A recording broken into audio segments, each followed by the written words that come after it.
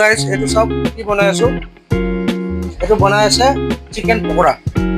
Chicken পকোৰাৰ কাৰণে ইয়াতে দিলে জিঞ্জাৰ গাৰ্লিক পেষ্ট, জিৰা ধনিয়া পাউডাৰ, তাৰপিছত আপোনাৰ ইয়াতে আছে কালাৰ। এতিয়া ঢালিব ইয়াতে আপোনাৰ অকণমান আজিনামোটো ঢালিব টেষ্টৰ কাৰণে। এইটো ঢালি দিলে এইটো দিয়া যায়। আপোনালোকে ভিডিঅ'ত চাইছে কিমানখিনি ঢালিছে। এইটো আপোনাৰ ইয়াতে 5 কেজি আছে, সেইটো কাৰণে ইমানখিনি ঢালা হৈছে। তাৰপিছত অলপমান আপোনাৰ ইয়াতে কাশ্মীৰী ঢালি দিলে।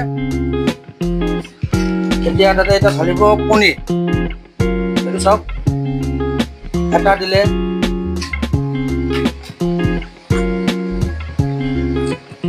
এইটো দুটা,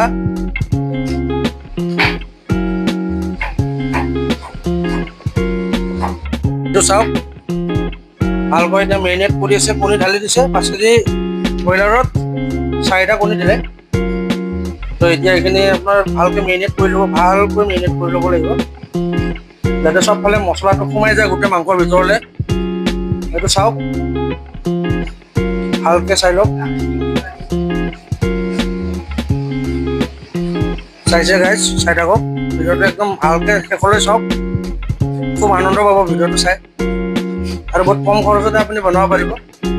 ঘৰত বনালে 1 কেজি মাংস বনালে বেছি নহয়, চব মানে মছলা 5 টকা কিনি আনিলে হৈ যাব আপোনাৰ।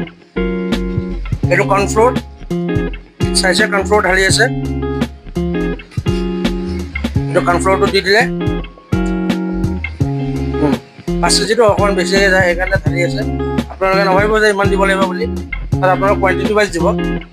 1 কেজি দিলে আপুনি কমচে কম আপোনাৰ ধৰক 50 গ্ৰাম দিব।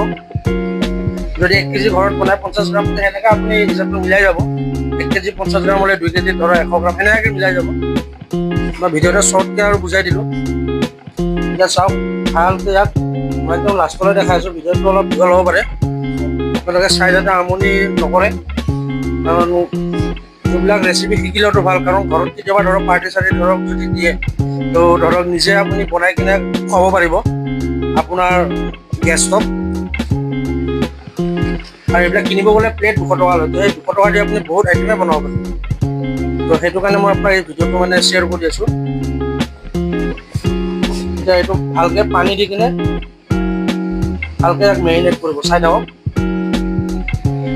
ভিডিঅ'টো, চাই থাকক লাষ্টলৈ।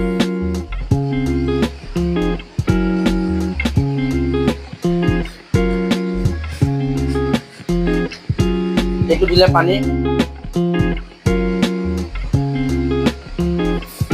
পানী দিলে, পানী দি কিনে ভালকৈ